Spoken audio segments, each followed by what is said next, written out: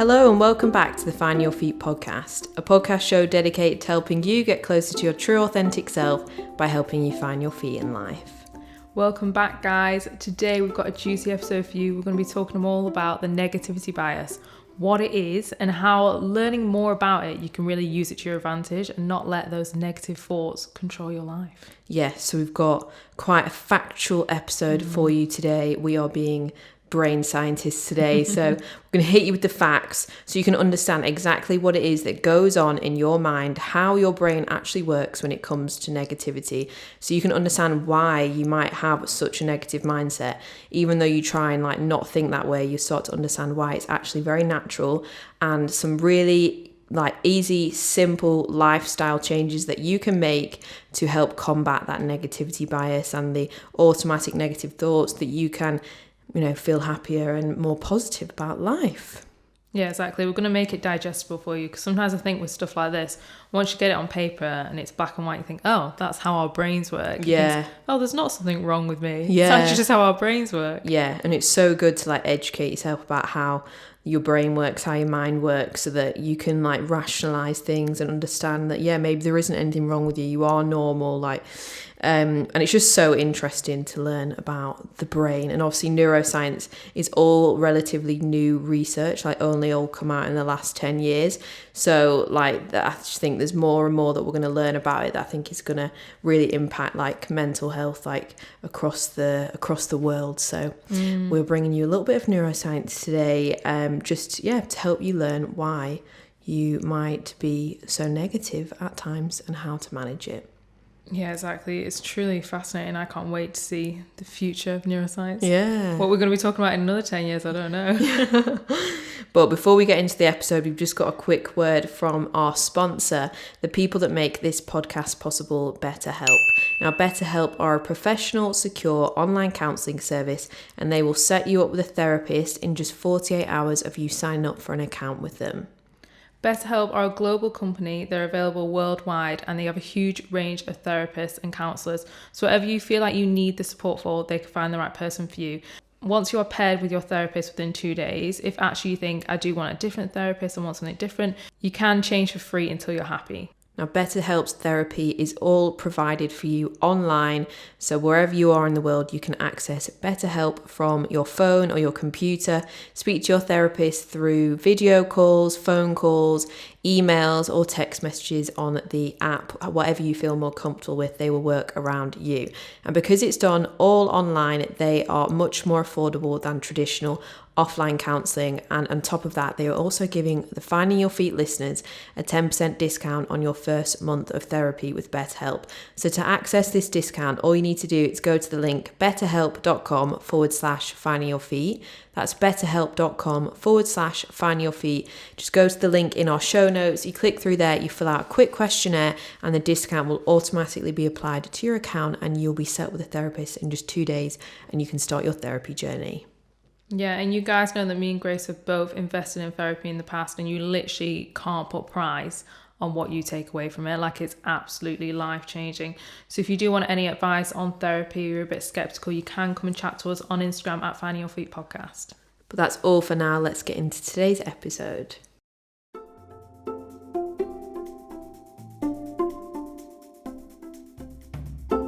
Okay, so you guys may be thinking, what is the negativity bias? And in the most simple term, the negativity bias is where our minds tend to focus more on a negative, say, comment, occurrence than they would on a positive one. And I think the most simple way to describe this, and I think everyone could probably relate to this, is say you have a lineup of, say, 10 people and you're getting feedback from something. If 9 people gave you positive feedback and then 1 person gave you negative feedback, obviously the ratio of that, you've got 10 against 9. Yeah. But the way our minds are wired, you're more likely to focus on the negative comment. And I'm sure we can all relate to this when we think back on our lives and you think about those negative comments that have stuck with you. And you may even get frustrated at yourself and think, why is that bothering me so much? I've got so many positive comments. But the reason is a negativity bias, and we are wired this way for a reason. Okay, and we were researching the neuroscience behind this, because obviously there must be a reason why we focus more on the negative comment than a positive one. Okay, so we were reading various studies to get more of a hold on this, and a study conducted by psychologist John Cacioppo. He explains neuroscientific evidence has shown that there is a greater neural processing in the brain response to negative stimuli. So, because negative information causes a surge of activity in the cerebral cortex, our behaviors and attitudes tend to be shaped more powerfully by bad news experiences and information.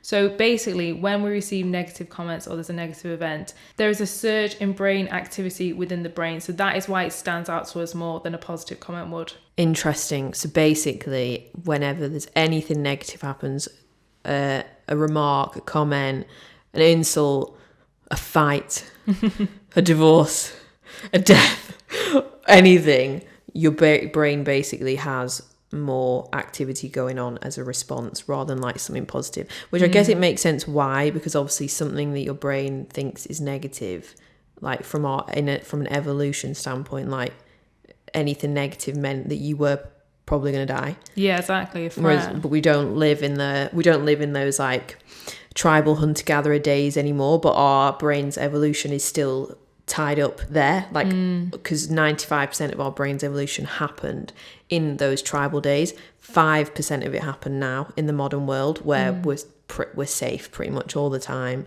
but we have all these things stimulating us anyway, like that are negative. Like think about like the news and stuff like that, like it's constantly putting you into like a threat. But I've got another fact for you, just to put into perspective how much of our brains actually do like go towards the negative. So this is again from like, you can look at any neuroscience research, and this is like a really common like finding across like so many different studies now. We have 60 to 80,000 thoughts per day. So that is a hell of a lot of bloody thoughts, isn't it? And 60 to 70% of those thoughts are negative, like by nature, just by like your brain, like not because you're a negative person, you have a negative mindset, you sway more like to looking like, you know, we can have pessimists and optimists and stuff like that. Like literally by nature, that's typically the percentage of thoughts that you're going to have that are negative. So like basically 7 out of the 10 thoughts that you'd have at any point in the day are going to be negative. And the reason why that is because our brains are literally wired to look for negativity, to look for threat, because anything negative is like in our brains perceived as a threat to life and survival. And that's how like our brains are wired to like have kept us alive. Like, whereas now obviously like we live in houses, we live in the Western world, like you have a phone that you listen to this podcast on, like you can call an emergency service like in seconds, like you can get yourself to hospital in seconds. Like we're so much more like not at risk of danger now, like compared to before. You know, there is no lions chasing you. There's nothing like that going on. Like we live very, very safe now compared to how we used to. But our brains haven't changed. Like they've only changed slightly. They're still very much wired for those like for making us survive and thrive in that kind of environment of the tribal hunter-gatherer like days. And obviously that's just not our life now, so you've got to keep that in mind, because that is, you're literally 7 out of your 10 thoughts that you're going to have are negative. Like that is a lot. So you know, and it's not necessary, but that's the way our brains are. So until as evolution goes on and like, you know, human evolution, new generations, blah blah, everything, genetics changing, DNA changing, that's as it stands how our brains are at right now. But it's unnecessary really, for like, we don't need it for our safety. So actually what it's doing more now, it's just impacting our mental health. So then if you understand this, if you understand these little small little sciencey facts, and you just get your head around that, and you can understand how your brain works and what this negativity bias is and why we're like this, then you can start to basically override it and become aware of it, and stop thinking, oh, that it's just you and that you're really negative and blah blah blah. And actually that is just your brain's hard wiring, and you can, you know, override it and do things to balance it out. Because obviously if you're already having 7 out of 10 thoughts being negative, then if you throw on like some difficult life circumstances or whatever, then so obviously you can see why, you know, you can quite easily veer off into depression and anxiety, and how these mental health symptom disorders and stuff obviously develop. But most of these thoughts you have a day, so 60,000, 80,000 thoughts that you have in a day, that is so many thoughts. Like, I can't even tell you what I think about all day. Like, do you know what I mean? Like, they're just random things that just pop into your head. But most of what you think is a thought. It's not fact. So out like those 60 to 70% of your daily thoughts being negative are just thoughts. They're not fact. So you have to implement solutions, which is what we're going to talk about now. And you know, implementing certain things into your life so that you aren't taking all of those thoughts as facts, and you're starting to recognize that they are just thoughts and that you aren't your thoughts, and being able to detach from them. And we're going to give you some more brain facts about, like, basically everything we're giving you today, the solutions we're giving you, like there's science backing it as well. So you can really understand it and like have faith in what you're doing, and like just keep going. Yeah, for sure. I feel like as well, understanding the negativity bias like really helps with stuff like criticism and stuff like that, and especially things like social media, because we can all say as much as we want that we don't care what people think, and I think you can get to the point where you don't necessarily care what people think your lifestyle is. Like, we can all get to that point, but like instinctually we really do. Like, we care because we want to be in tribes. That's the way we've kind of like evolved, is wanting to be in tribes.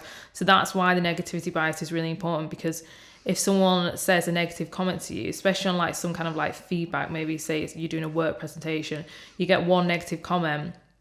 On the surface level, you think it's just a negative comment. You might be a bit offended. You might not be able to take the criticism. But deep down as well, within a negativity bias, you're thinking, oh my God, am I going to be pushed out of this tribe? Am I going to be left? Am I going to be abandoned? But obviously that is not valid anymore. But I think the more you understand that, remind yourself, the more you think, oh, right, maybe like that's actually just an instinctual thing, and like I'm being threatened when I actually don't need to be. Yeah. That's why I think it's fascinating. The more you learn about neuroscience and the way we've evolved and everything like that, I think like, who wouldn't want to learn about that? Yeah, it really just helps, you know, give you more power over your mind, and really understand what's going on. And and sorry, I said there on social media, because as well, I heard, I think it was probably like James Smith or someone the other day talking about how like they could receive like literally 50,000 positive comments, and then if one person put a really nasty, well, probably not James Smith because he seems to not care, but maybe like a more just anyone really. And then that one horrible, really personal negative comment off a troll is going to really, really stick with you. And that is the negativity bias, because it's like you've got so much love right there in front of you, but the way we're wired is to focus on the negative because of the threat. So it's not that there's something wrong with you, like we said, it's just the way we're wired. But you can remind yourself that the positive comments are like just as impactful and just as truthful as the negative ones. Yeah, and obviously like when you read that negative comment, the reason why you're like ruminating on it so much and like having such a draw to it is because it is activating more brain activity than the positive comments are. So I think sometimes you can probably get annoyed at yourself because rationally you know that one little comment is irrelevant compared to like all the other millions of really nice comments that people have said, but you're like, I know that's why is my brain focusing so much on that. But then when you know the neuroscience about why that's even happening, you can even more just move yourself away from getting stuck in focusing on that and internalizing whatever that troll has said or anything, and just look at what all the nice things are. Yeah, exactly. Knowledge is power, as we always say. It is. So we have some tips when you get to that point where you really feel like your negative thoughts are taking over. And I'm sure we can all relate to this when you're literally stuck in a little path of worry. And I feel like the more you worry, sometimes the more your mind brings up things to worry about, because you literally just get in this, it's like a snowball effect. Like it really is. Sometimes you can completely lose yourself. And I think the best thing to do is really just stop and literally talk to yourself like as if you are a child. And I think one of the most powerful things to do, especially when you're worrying, is just thinking, is this helpful? Like, is this helpful at all? Yeah. Because 9 times out of 10, it's really not. If you're trying to solve a situation, then fair enough, have a little think about it. But like we just said, how 60 to 70% of our thoughts are negative. That comes into all the time that we're sat there worrying about things that probably won't even happen. And I think just asking yourself, is this helpful? Is this like is this moving me from where I need to be? And more than likely, you're going to probably say no. And from there, that's why you have to take this responsibility to just drop it. Yeah. And let it go. Yeah. Because like we said before, like most of what you think is just thought and not fact. So like you need to examine the evidence on, like when you're having negative thoughts or critical thoughts, like examine them for evidence. Like, where is the evidence that these negative thoughts I'm having are true, are fact? Are they? Like, no, like, yeah. And like you said, is it helpful? Even if it is true, is it helpful? Like, for me to think about it in this way? Like, how can I take action on it and move forward, or should I just let it go? Like, your brain just gets so like wrapped up in just going over the negative thought that then spirals off another one. It's like you so easily spin like a huge spider's web of like worry and stress and negativity and just like, and that just brings you low mood and like, you know, not niceness. So yeah, you have to be like remember that, like, as well, like, you're not your thoughts, so you interrogate your own thoughts, like, and ask, are these true? Is this factually correct, or is this just my negativity bias coming in? Shall I just let this go? And literally like ask your brain for literal evidence of this being true, because you can so easily, it's like so easy to spiral off into worry and everything, and then like you start having your body starts to respond to these like emotions, and maybe, you know, you start to feel a bit nauseous and things like that. You start to have panic attacks, or you start to just feel really fatigued and like tension headaches and all things like that. You start to have physical response to like your endless like stream of negative thoughts. So yeah, if you like are interrogating them from like the get-go, when you start to notice them like spiraling off, then you can like really kind of keep them under control. Because it's like when you go and like, even when you go, you know, you go and talk to a friend and you're like, oh, this is worrying me or whatever, and you just like offload it and you just speak to them and you get it out of your own mind and you get someone else's perspective on it. Like, even that in itself, like, is so helpful. Like you feel like a weight off your shoulders, and you get like clarity on what is actually going on. But you know, you're not always going to have friends and stuff available to you to do that. What if it's like midnight and everyone's asleep? You can't ring up your friend and be like, help me, you know. So you've got to be like your own friend in that sense, and like interrogate your own thoughts. Yeah, I think asking for the evidence is so powerful. That like really helped me one day when I heard that, and it was like, ask for the evidence on all these facts that are running around your mind. And that helped calm my anxiety so much, because I thought there is absolutely no evidence to this. And I feel like when those negative thoughts get really loud, that's what creates the fear. And I keep hearing this thing lately where that fear stands for false evidence appearing real. And that's what happens when you let your negative thoughts take over. Like, you think they're real, and that's why you have to rationalize it. And I think as well, one really simple thing, what we were just speaking about then, is if you're really worried about something, you can feel yourself spiraling, just ask yourself, can I do something about this? And if the answer is no, like say maybe you're ruminating on something in the past, then just let it go. Just think at the moment, I'm just going to decide, I'm just going to let it go. And if you can do something about it, if you can take a step, maybe that's to reaching out to someone, messaging someone, maybe you're procrastinating on something, then just do it. Just take the step, or say, well, I can do that when I finish work, so I'm going to take the step later. But right now, I'm going to stop worrying about it. And I think that is just such a simple way to interrupt the thoughts, because that's what they need doing. They need interrupting. Yeah, like when I like my mind's going like mental and I've got so many things like on it, I feel like I can't even like just... I can't, because you know when you've got like multiple negative thoughts going on at the same time, and like multiple worries going on at the same time, it feels so much worse than obviously if you've just got one thing that you're focusing on. So what I do is like I literally write a mind map of my worries. I literally put my worries in the middle of it, and then just spiral off everything. So I write a little spider diagram of everything that I'm worried about, and then I look at it and it's all there on paper, and I'm like, right, so how am I going to deal with this? And that's basically where I can ask myself, like, can I change it or not? And if I can't, then I let it go. But if I can, then I take action on it. And I understand, when I look at it on there and then I write the action that I'm going to take to fix all these different things, I'm like, right, okay, there you go. There's your plan. Because I'm not going to be like, you're not going to be able to deal with all the problems all at once. But then if you've got it all there laid out with like, right, what I can deal with, what I can't, actions I can take on the things that I can do, and then just do it. So then like I just go back to it like a week later and I tick off my resolved problems, and then and then you see over time eventually like it all gets resolved and it's fine. But when you dump it out on paper and then actually like taking action on what you can and what you can't, then it just stops your mind from going on and on, and that's just so exhausting. You don't get anywhere and you have no energy to get anywhere either, like when you're like that. By the way, guys, I'm really sorry if you can hear like little breathing in the background. Basically, it's not us. We've not got a pig in the room. We've got a little dog in the room. It's not little, actually, it's quite a big dog with us in the studio today because I am dog sitting, and yeah, it's a very cute dog. He's very needy though, and he does not like to be in rooms when you're not there. So we put him right over there in the corner. He's having a little sleep on his bed, but he keeps snoring, and I'm really sorry, but there's actually no way to like control a dog from snoring. So sorry if you can hear that in the background, but we actually can't do anything. Yeah. Otherwise he's scratching at the door. So we've got, this is the only option. Yeah, they might not even be able to hear it, to be honest, but yeah, he's very cute. He's having a little live Fan Your Feet podcast. Yeah, we've got a live audience today. Even though he's asleep. Yeah, even though we're obviously boring him so much, he's asleep. Okay, so the next big tip for dealing with your negative thoughts and the negativity bias and everything is mindfulness. So we all know what mindfulness is. We talk about it all the time on this podcast. We all do it. It's part of our habits.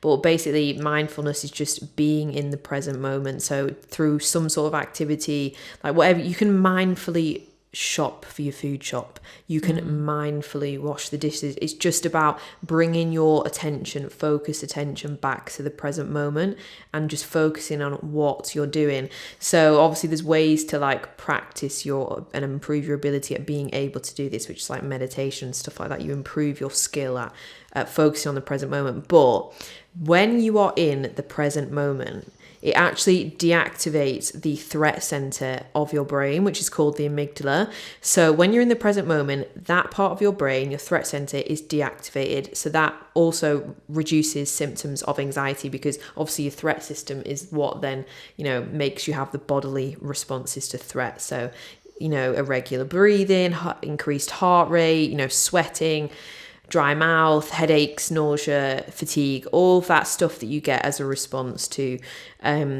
worrying thoughts, that is deactivated when you're focused on being in the present moments. That's why everyone preaches about mindfulness, because it does actually work. It's not just fluffy self-help stuff. It actually works. It actually does calm that part of your mind where all the stress is and everything. So ways that you can obviously practice mindfulness are the usual ones, which is like meditation, breath work, being out in nature is really good for mindfulness, because nature is just like still, and it just is what it is, and it's just there, and it isn't in a rush. I love that quote.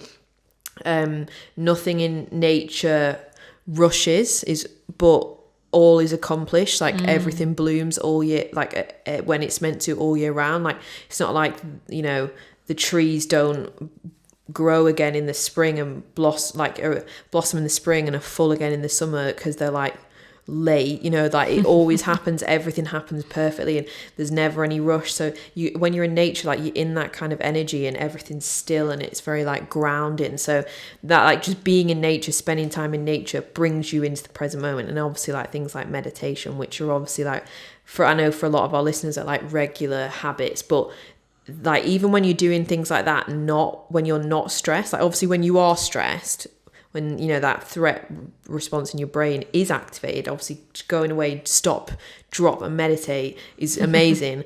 But you should do it every day anyway, because it will just naturally it's neuroplasticity, it's retraining your brain. It's like strengthening like different pathways in your brain to make you calmer if you're regularly doing activities like that make you be in the present, that deactivate your amygdala, that threat system.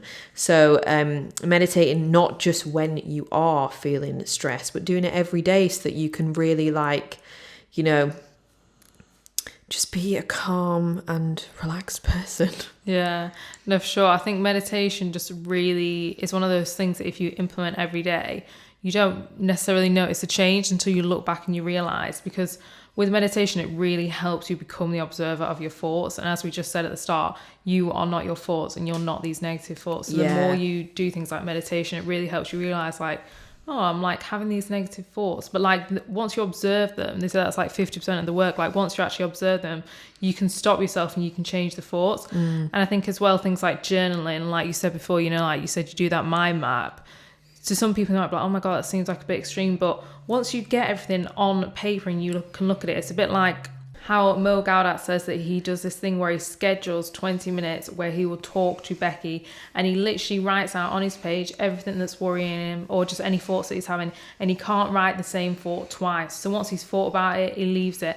And I think actually just getting all your thoughts out of your mind and onto paper is just so powerful, because once you can see them in front of you, you can see sometimes how stupid some of them are. Like I did that talk to Becky the first time I did it, I thought, oh my God, what are these thoughts that are racing around my head? Yeah, because we think a lot of shite most of the time. But actually, like he obviously has his own version there with Meet Becky, but like in the NHS, they like advise people to do this, but to have set aside like worry time every day. Like, so if you are someone who's going through a period where you have got lots of like negative thoughts or whatever, worrying thoughts, like just setting aside daily worry time, like 20 minutes, where that's your only time you're allowed to worry. So you write things down or you sit there and think about your worries, but that is the dedicated time that you do it. And then once that 20 minutes is up, you have to stop, because of the way our brains like function, how we just explained there about like 7 out of 10 of your thoughts are negative. We have such a higher brain activity in response, and everything going on in your brain is much more like powerful and like charged when it's towards negative stuff than positive stuff.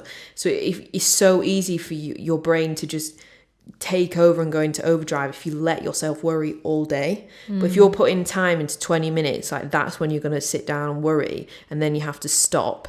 It means that you're like overriding that like natural tendencies of your brain to be negative by nature, like because of our evolution in the caveman days. So if you've just got your 20 minutes of worry time and then that's it, you're like creating boundaries with yourself to stop yourself from like spiraling and ruminating on so many different things. Because if you're only allowed to worry about it for 20 minutes, then you have to stop, then you know it's not going to be able to spiral as much, and it's not going to take over your days, take over your life. Like if you're sat there at work, like sat behind a computer trying to do work, and all you're doing is your brain's going mental, if you think no, not going to think about that right now, we'll think about it in the worry time later at 6 o'clock for 20 minutes, and then you just park it and you move on with your day, because that's how you stop as well, like these thoughts and everything like just taking over your life and like controlling your mood and getting in the way of your work and what you're trying to do that day, and just, you know, it starts to put a stop on you just living normal life. That's not good. So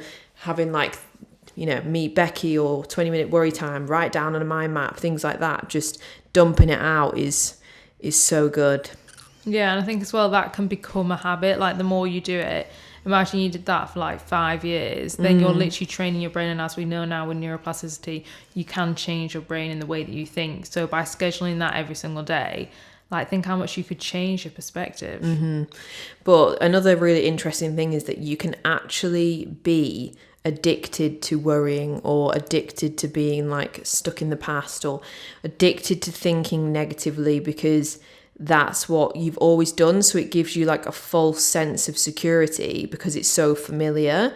But like, even though, you know, that's not actually helpful. And I think a lot of people that are big worriers too kind of think, right, well, if I worry about everything that might potentially go wrong, then at least I'm like protecting myself because I've worried about every potential possible bad outcome. So I've like mentally prepared myself for everything. But you're just like putting yourself through things that might never even happen.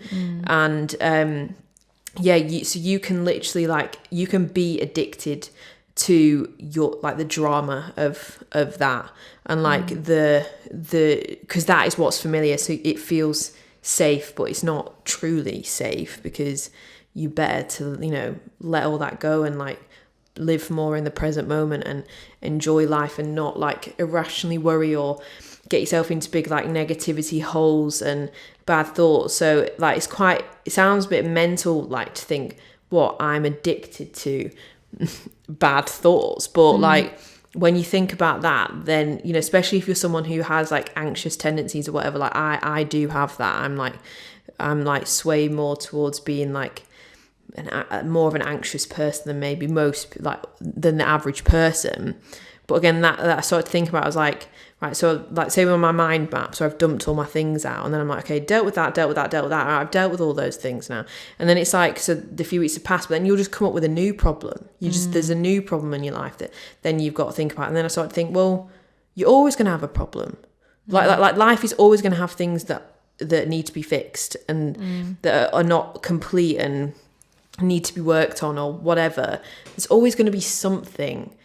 So you just kind of need to accept that and maybe just be aware that maybe you are a little bit addicted to your current mindset because it feels so familiar, giving you that false sense of security. But actually, you're going to be a lot happier if you can retrain your brain, which is possible, and rewire your brain and change yourself out of that, you know, quite rigid mindset that you're in now of like worry and negativity into more, you know, peace by being in the present moment and focusing more on day to day and being rational, question your thoughts, not focusing on what you can't control, like just focusing on what you can control.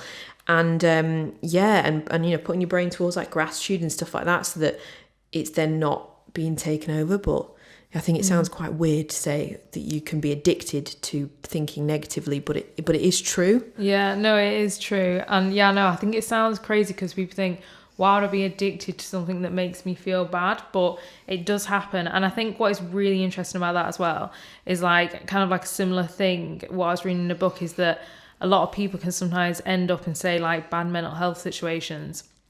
And it sounds crazy to say they're addicted to it, but they can become addicted because sometimes the benefits, which are not many, the benefits that they may get from being in that situation, they will latch onto. Even subconsciously, you'll latch onto them and you become like addicted to your problems and addicted to being in that bad mental state. Because say, for example, if I stay in this bad mental health, then I will be off work. But you don't realize that that is a benefit. So it's like you have to be so honest with yourself. If you're one of those people that are in that situation now and you're like, do I want to make my life better or do I want to keep thinking negatively? You have to be really, really honest and think like, are there any benefits that I'm getting from being like this? Like, am I really holding on to that? And I think that takes like a really high level of like honesty. Self-awareness, and honesty, Yeah, because like obviously like if you're, you know, you'll get like more attention usually and more you seem to get more compassion, empathy and whatever.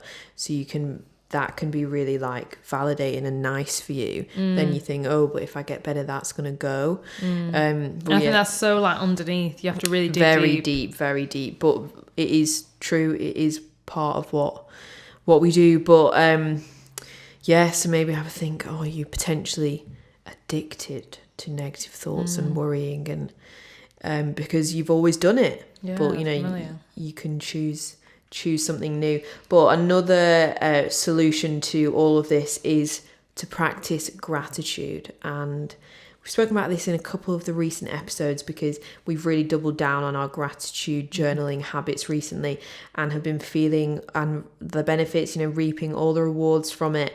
And there's just so many studies out there now that just backing up gratitude and just showing like how effective it is. And it's funny because obviously like gratitude came, like obviously it's always been a thing, like, you know, Thanksgiving in America, like, you know, like giving thanks, you know, whatever, being grateful. It's not like but I feel like it got really brought about again for the Western world just in general from The Secret, the book, because it, you know, obviously said about, you know, you have to be grateful for what you have now to be able to attract and manifest new things into your life. But so I think sometimes then people like are thinking that gratitude's fluffy and airy fairy, but the science backs it up. Like it literally is so helpful for you to do that because gratitude increases levels of serotonin and dopamine in your brain, which is what you get from, they're the chemicals that make you feel happy. That's what makes you feel happy, is those chemicals. So you will get those chemicals from likes on Instagram and partying and food and sex and, I was going to say drugs. I don't take drugs.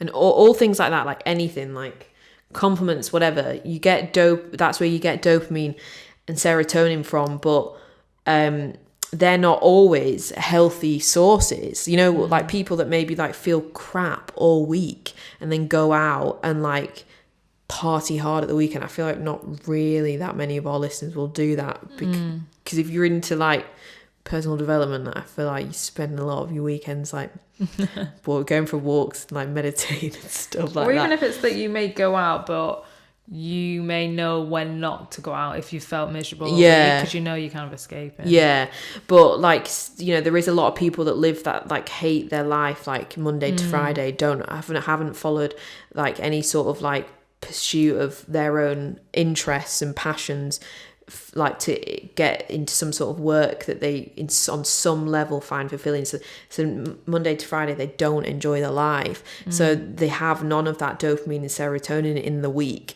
But then how they get it is at the weekend when they're going out and they're partying and or they're eating like bad food, or they're taking substances and stuff like that, because that gives you that serotonin and dopamine. But that's not a good source, and it's unsustainable source as well. Like you want to have like you want to have on your like, you know, brain graph of dopamine and serotonin levels, you want to like have it up there like every day. And gratitude is something that you can do every day that doesn't cost you any money. You don't have to go and buy things to be able to feel it. You feel it now. Like there's nothing you have to do other than pick up a pen and start writing it or thinking it or just actively focusing on what you're grateful for, and you will get all of those like brain chemical rewards that are going to give you genuine happiness. Yeah, no, it is mind blowing. I feel like gratitude just changes your whole day. And I think as well, obviously, we've like honed down on doing it a lot more in the morning, being like really strict with writing out things. And then I've noticed from doing that throughout the day, I noticed such a difference. Like the other day I was driving, I'm not joking, I was driving, I was going, I'm just so grateful. I'm just so grateful. I'm just so grateful. And as well, you know, you said that how like it is backed by science, like it is the serotonin and everything. And as much as it is that, I actually really believe that it is the fluffy woo stuff as well. Yeah. I cannot tell you how, and I've said this to you a few times, how many times I will notice, like say if I'm going to pay for something and if I don't feel that good about it, like I just won't feel that good about it. But if I like really consciously, and I try and do this a lot, especially when I do things like getting petrol and stuff like that, I try and be really, really grateful. So like I'll go to pay for it and I'm like, I'm so grateful I've got a car. I'm so grateful I can afford petrol, And it always happens that when I really, really do that, I'm like, so grateful, that money just like turns up, or like something happens, someone gives me money, or like it's always when I'm like really good at my gratitude, really focusing on all the money in my life, the next day I'll just get money from something, and I'm like, that's so weird. And I'll really notice that if I get into a negative mindset and I'm not being that grateful, then it just spirals the other way. And it's happened so many times where I thought, that is bloody weird. Yeah. It's weird. And the only way you can believe that is doing it yourself. Doing it every single day and just thinking, I'm so grateful. And just watch things come into your life. Like, it's crazy. Yeah, look, you've got two strong arguments there for gratitude. You need to just go and do it. No scientific chemicals, and you're going to manifest some good stuff. Yeah. Like, it is so true. And like, and when you're just focusing on like what you're grateful for, going back to the negativity bias and what we were saying about how 7 out of 10 of your thoughts are going to be negative. If you're focusing every day for 5 minutes a day, it doesn't need to be very long, on what you're grateful for that is in your life, what is working, what the positives are in your life right now, that is going to stop as many of those thoughts going on, those natural negative ones that you're just going to get, because you're going to have the positive ones in your mind anyway. So it means that like your natural blinkers to be more negative, because that's what, you know, your brain does to keep you examining potential threat and keep you safe. If you're like actively practicing gratitude, you're basically putting on like happy blinkers and like blinkers for like new opportunities and stuff like that, because your eyes are open to the good, and no matter what scale, big or small, like your life is just going to be better if you do it.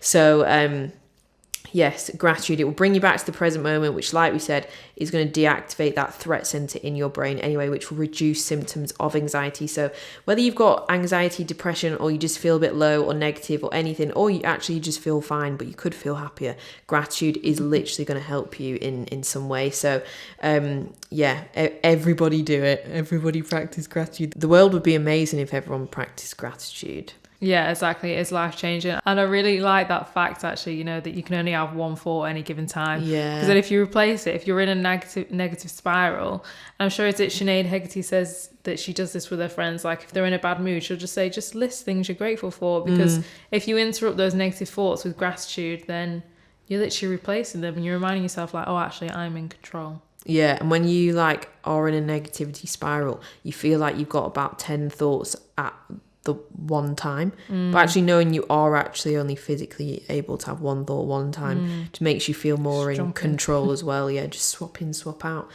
for something better. And all the things we've just explained there, like all the mindfulness tips, are what is going to affect your baseline happiness. There's a theory called the hedonic treadmill. And this is the idea, and it is backed up by science, that we are always at a baseline happiness. So no matter what happens in your life, say you get a promotion at work, or say even you won the lottery or something, like a lot of people think that if you won the lottery, you would suddenly become like the happiest person in the world and you would just travel the world and you'd be happy forever. But that is not the situation. It's no matter what happens in your life, you can go up and you can go down, but you're always going to return to your baseline happiness as long as you don't have like any huge mental health issues getting in the way. But that is where the kind of like the responsibility and the control comes in, because by practicing mindfulness every day, you are going to affect your baseline happiness. So if you're someone that wakes up in the morning and dedicates each day to feeling good, and that is by starting with gratitude, like we were saying in the last episode or the one before, by like each decision you make goes off like, is it going to be a good day or a bad day? Like you wake up, you make one good decision, you're going to go up that ladder or you're going to go down. And each decision that you make every single day affects where your baseline happiness is. So that is something you can control. But I think just reminding yourself that if you're having a really bad day, or if you lose your job or something happens, you've gone through a breakup, you are actually going to return to your baseline happiness. It's not suddenly been taken away. Your baseline happiness is what you can determine, but you're always going to return to it, which I think it helps you like keep in control of it, just to know that you can experience highs. And in this article that I was reading as well, I was saying that like, the more you prioritize your mental health and the more you determine how you react to circumstances in your life, the more you can actually just stay above and just go up and just go to the middle throughout your day and just try rather not to go down. Yeah, that's so true. Yeah, because like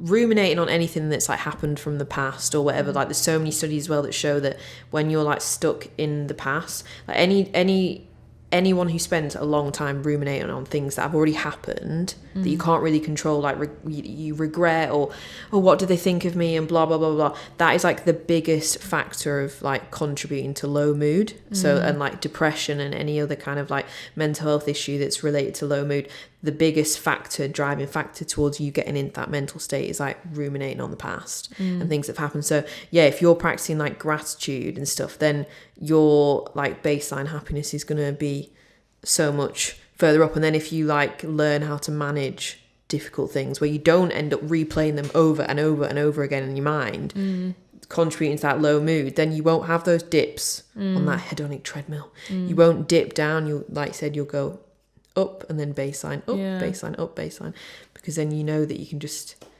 move yourself out. Isn't it weird to think as well? I do sometimes think this, just a random thought, that we do never actually really know, like, I don't know what your baseline happiness is and you don't know what mine is. What? I presume ours are quite similar, but I mean, like, it's weird, isn't it, that, like, you don't actually know. Like, you don't know. And then I think as well that you can't compare it either. Yeah. There's no comparative thing, really. Yeah. But it makes you think, like, oh, like, if you're thinking, oh, I'm quite a happy person, but I don't really practice gratitude, it's like, just think, like, how you could be a lot happier. You could change your baseline happiness a lot by practicing gratitude. So it's like, what have you got to lose, really?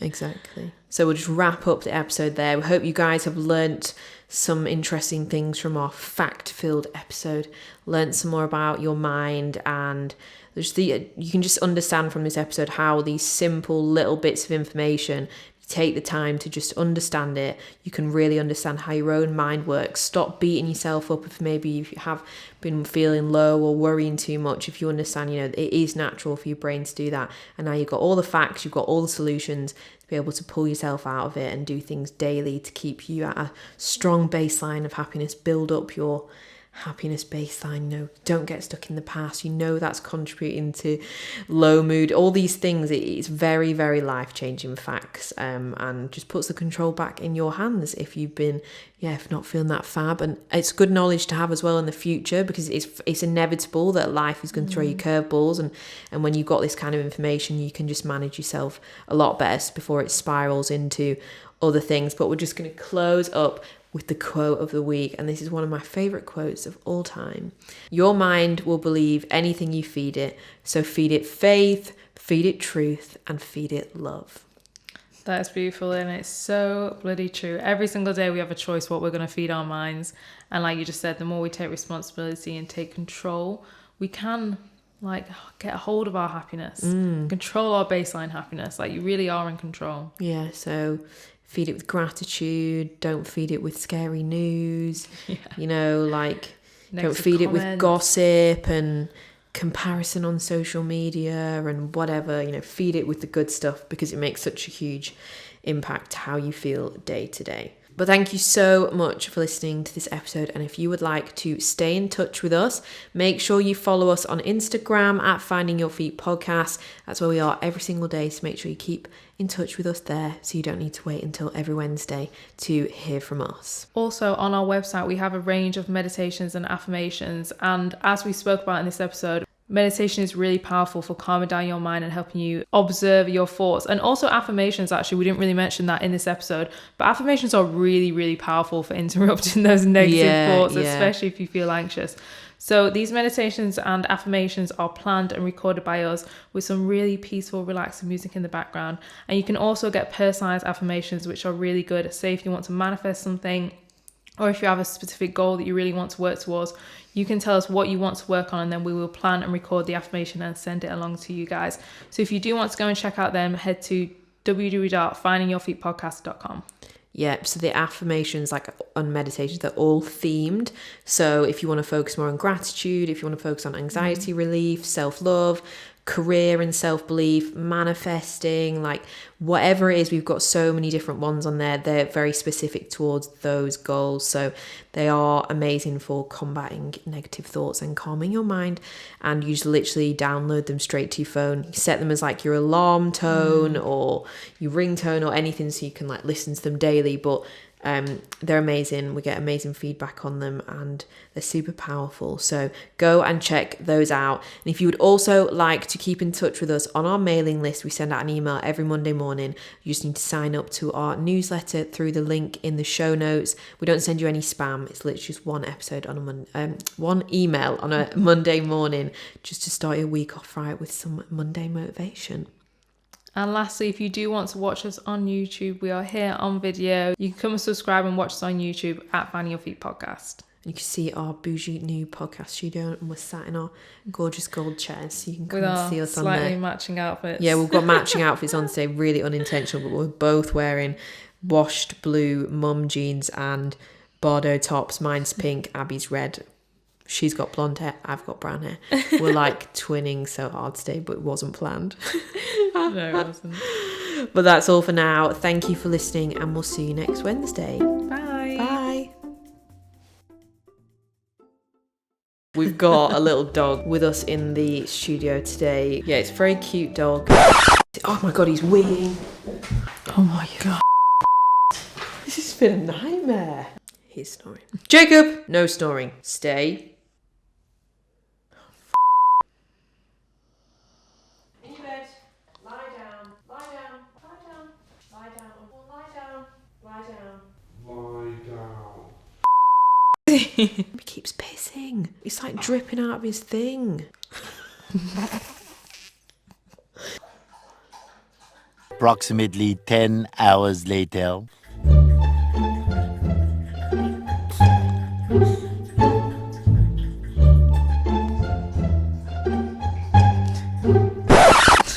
We we could never have an office dog, could we? No bloody way.